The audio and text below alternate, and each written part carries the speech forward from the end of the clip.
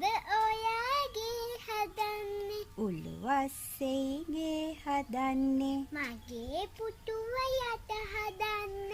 අම්මා ඒක කඩයි නේද?